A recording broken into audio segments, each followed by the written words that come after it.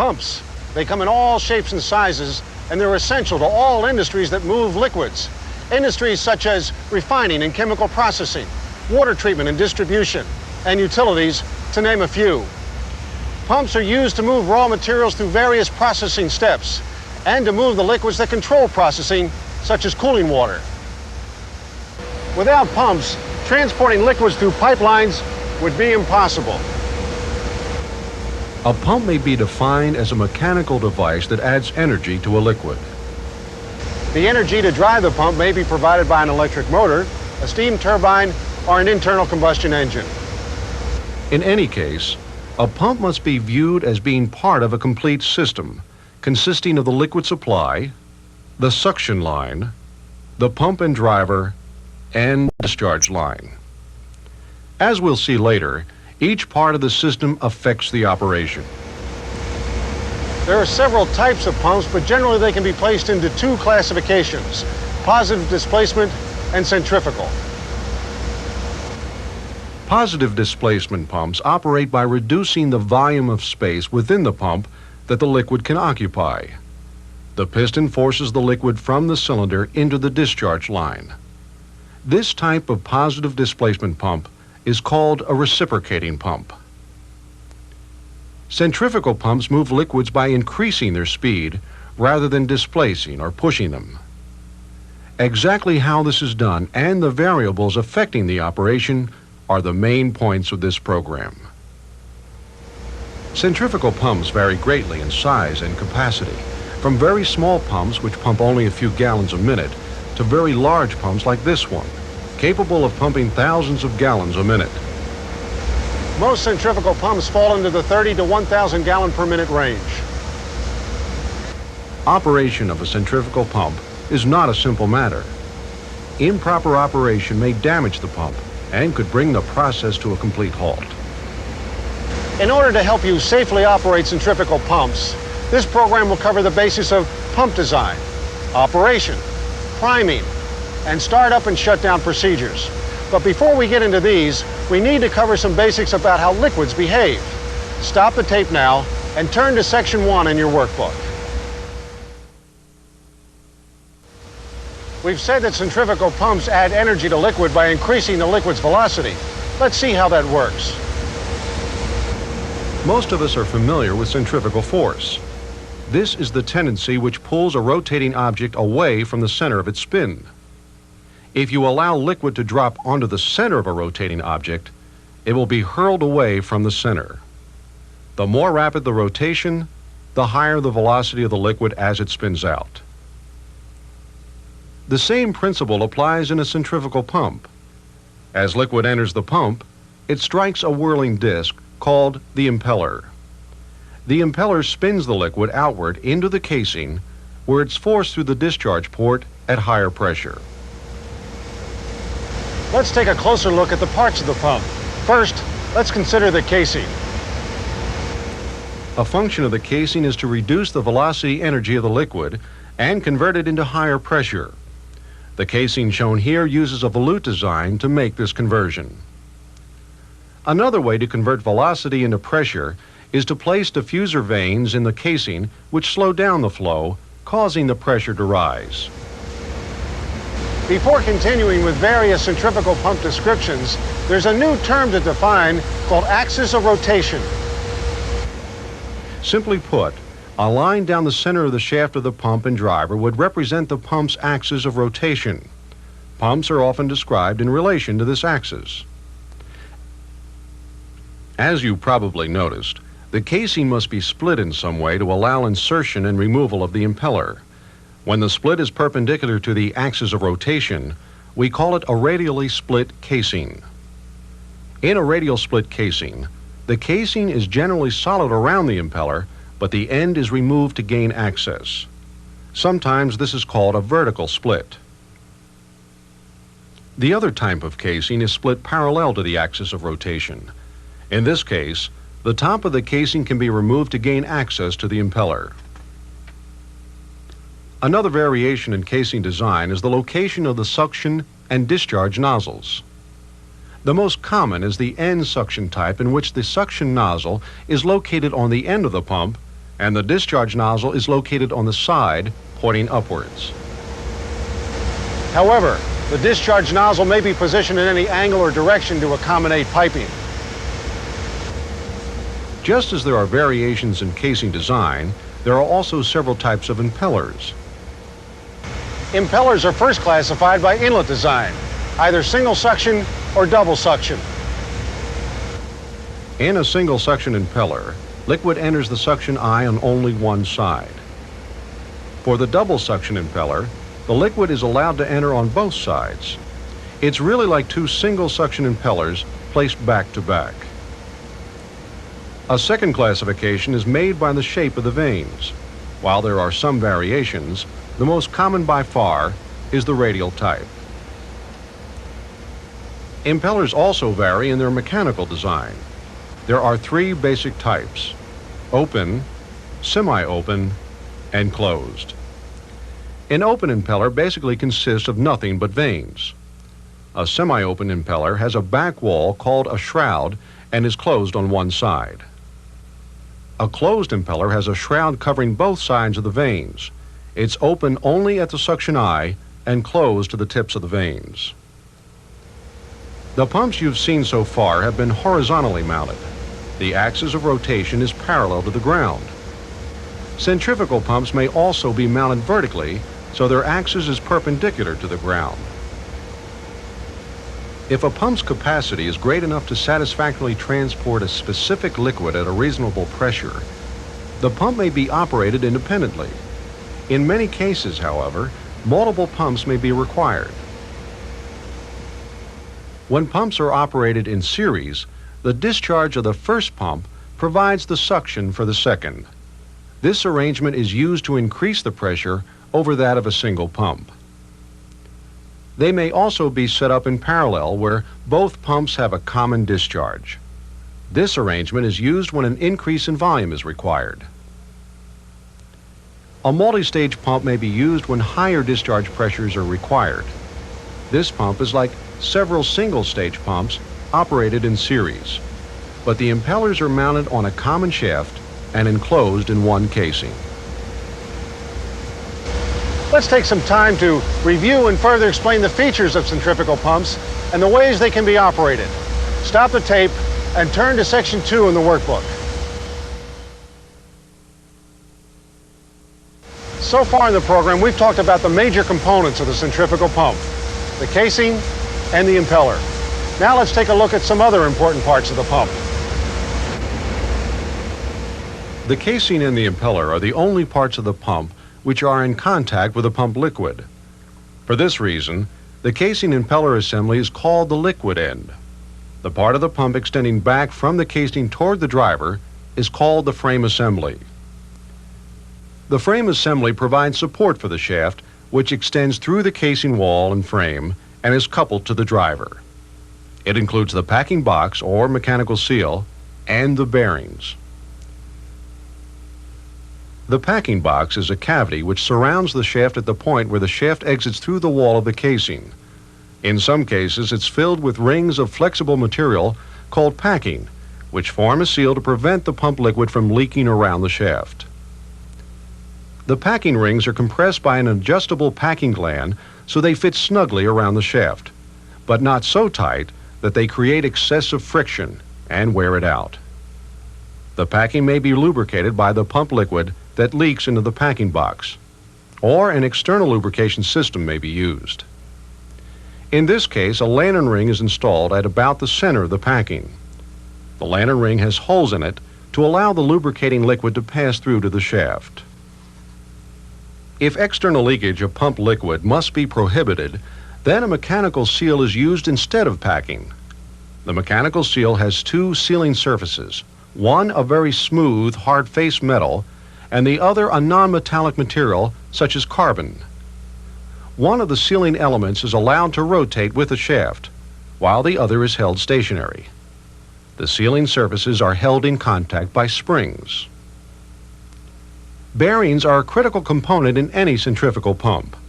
The bearings support the shaft and, if lubricated properly, allow it to rotate with minimum friction. They also restrict undesired movement of the shaft. Because of the various forces acting on the shaft during operation, the shaft will tend to move back and forth along the axis of rotation. It also moves up, down, and sideways. Movement along the axis of rotation is called axial movement, and movement perpendicular to the axis is called radial movement. Pumps are provided with radial bearings to control radial movement of the shaft and thrust bearings to control axial movement. The most commonly used bearings are the anti-friction type, such as ball and roller bearings. On larger pumps, sleeve bearings may be used. Many shafts are provided with a thrust collar, which limits the axial movement of the shaft. Others use another type of mechanical design to provide this function. The most important thing to remember about bearings is that they all need lubrication. Without lubrication, any bearing will be destroyed after just a short time of operation. These bearings are lubricated by oil, which is splashed onto the shaft by oil slinger rings as the shaft rotates. Some bearings are lubricated by a pressurized oil mist system. The oil is distributed to the bearings from a central reservoir by way of an oil mist generator. Bearings may also use a grease lubrication system. The bearing housing is provided with a grease fitting, and the bearing should be greased regularly. On some pumps, usually double suction, the shaft extends through the casing. In such cases, there are bearings on the outer end of the shaft. The bearing on the outside is called the outboard bearing, and the one between the pump and the driver is called the inboard bearing. Now let's stop and review what we've covered so far, and then move on to some additional information about packing boxes, packing, mechanical seals, and bearings. Stop the tape and turn to section 3 in the workbook.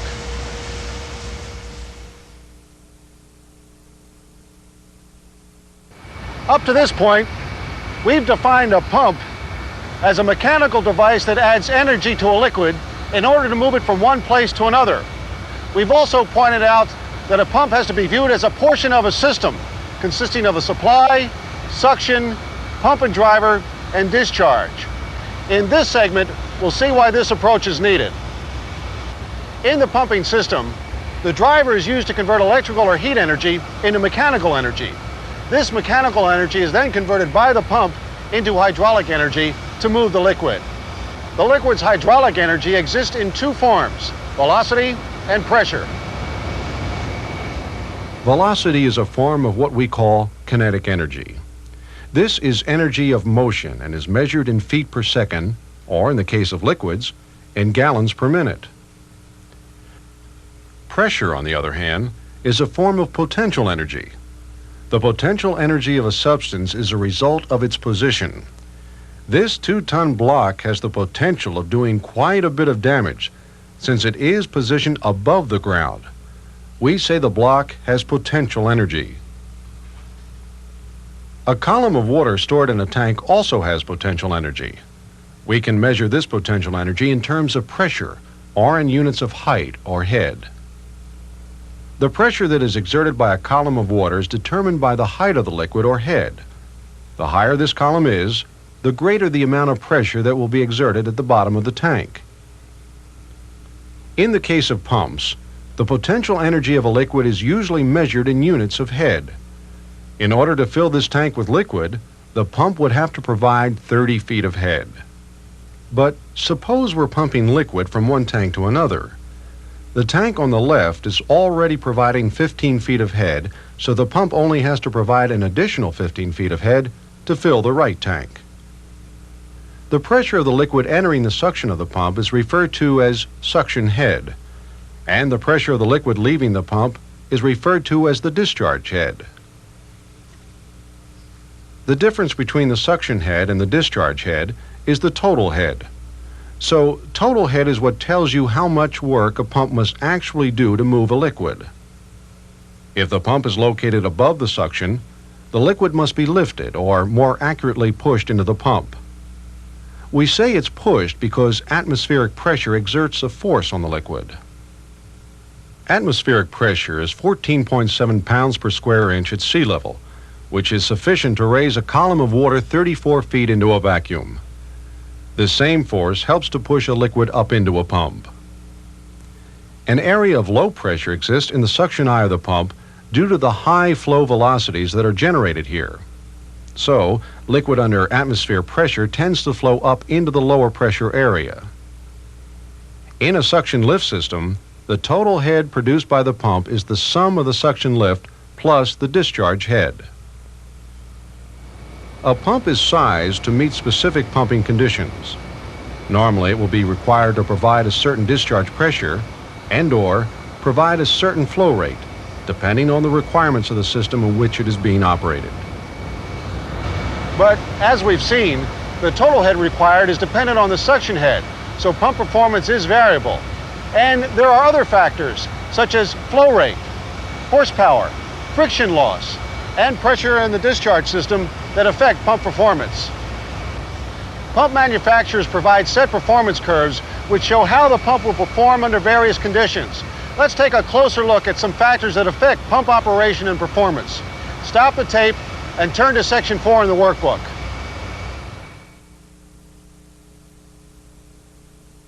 Now that you know what centrifugal pumps do and how they operate, let's move on to pump priming and basic startup and shutdown procedures. First, a centrifugal pump will not operate unless the casing is filled with liquid. Before a centrifugal pump is started, it must be primed or filled with the liquid to be pumped. In most systems, there are built-in mechanisms for priming the pump. For example, if the suction supply is above atmospheric pressure, the pump may be primed by opening a vent at the top of the casing. This allows the air or other trapped gas to be vented out of the pump and the liquid to fill in. If the pump takes its suction from below the pump can be filled by some sort of vacuum-producing device. As the air or gas is removed from the casing, the liquid will enter as a result of atmospheric pressure. This is similar to drinking through a straw. Many facilities have a central vacuum system which is used for priming pumps. There is a vacuum line connected to the pump discharge line, and to prime the pump, you open the valve on the vacuum system. Some systems have a foot valve installed at the bottom of the suction line. The foot valve is basically a check valve which opens one way. When the pump is stopped, the foot valve closes to prevent the liquid from flowing back into the tank. If the valve doesn't leak, the pump will always be primed. Other systems may use a priming tank between the suction and the pump. As the liquid in the tank is sucked out by the pump, a partial vacuum is created. The liquid in the reservoir is then forced into the tank by atmospheric pressure. In any case, no matter what type of priming is used, remember, priming the pump before starting is absolutely essential. An unprimed pump will, at best, be inefficient and most likely won't move any liquid at all. And running a pump without liquid will damage the pump. Now, let's take a look at pump operation, startup, and shutdown. Centrifugal pumps are usually selected for a given flow capacity and total head, or pressure capacity when operating at a given speed. These conditions are called the rated conditions of service and are the conditions under which the pump should be operated for peak efficiency. If operated under conditions other than its rated conditions for long periods, the pump will be damaged and maintenance costs will rise. In addition, pumps should always be operated in accordance with standard operating procedures for starting and stopping the pump. Failure to observe standard operating procedures will result in serious damage. Before you start the pump, you should always check to see that lubrication is available to all bearings. In oil-lubricated bearings, check the oil level in the bearing housing reservoir and add the proper type of oil if necessary. For pressure or mist systems, check the level in the reservoir and be sure the mist generator system is operating. If the pump is cooled by water, open the inlet and outlet valves to allow the cooling water to circulate. Also, open the line which circulates sealing liquid to the stuffing box. Pumps which are used for pumping hot liquids must be warmed before the pump is started. This will prevent damage to the pump by unequal expansion of parts when the hot liquid enters the pump. If the pump is used for hot liquids and is not always kept at operating temperature, open the warm-up valve. This may prime the pump as well as warming it. When the pump is warm, close the valve. Next, close all drains and open the suction valve to the pump. Then prime the pump. Be sure the priming is complete before starting the pump. Some pumps are equipped with a recirculating line that recirculates liquid from the discharge back into the suction line.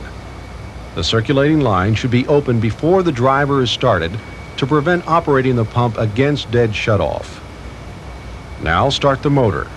Or, if the pump is driven by a steam turbine, start the turbine following standard practice recommended by the manufacturer and your operating instructions and procedures. After the driver has started and is operating correctly, slowly open the discharge valve. Observe and listen to the pump and driver to be sure they're operating correctly. Check that the discharge head is normal and for excessive leakage around the packing box. Adjust the sealing liquid valve to be sure that the sealing liquid is flowing at the proper rate. After you're assured that the pump is operating correctly, close the recirculating valve. Shutdown is basically the opposite of startup. First, you open the recirculating valve. Next, close the discharge valve slowly until closed completely. Then, stop the motor or turbine. If the pump is to be kept at operating temperature, open the warm-up valve and shut off the cooling water supply to the bearings and packing. Finally, close the suction valve and open the drain valve if appropriate.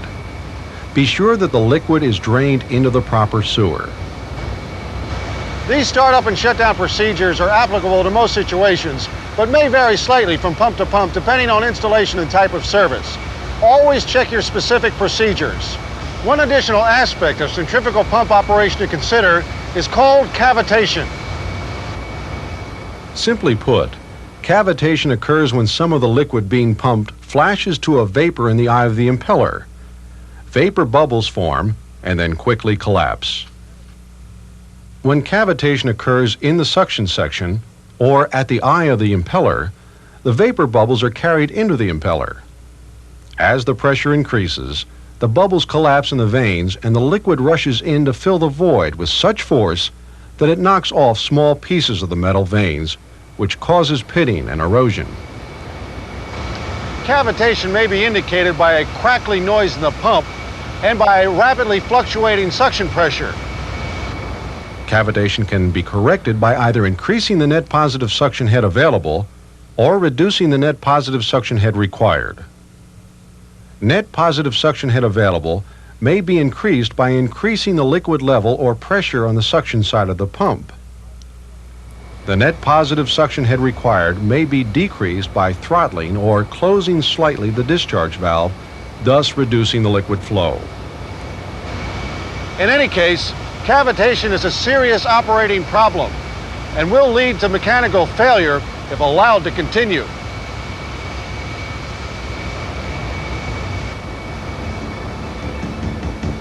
In this program, you've learned how pumps add the energy necessary to move a liquid from one location to another. You also learned how certain pumps make use of centrifugal force to add velocity to a liquid in order to move it, and how various types of impellers and casings may be used in the design of centrifugal pumps. You learned the meaning of the term head as it is used in reference to pumping liquids, and how pump performance curves may be used to help set a pump to perform at its best, given other operating variables. Finally, you learn various methods of priming a centrifugal pump and why this is important, and some typical startup and shutdown procedures. Pumps play a vital role in any industry that requires moving a liquid from one place to another. And your role is equally important in assuring that this operation takes place safely and efficiently. This concludes the video portion of our program. Now go to your workbook and complete the final segment. Thank you for watching.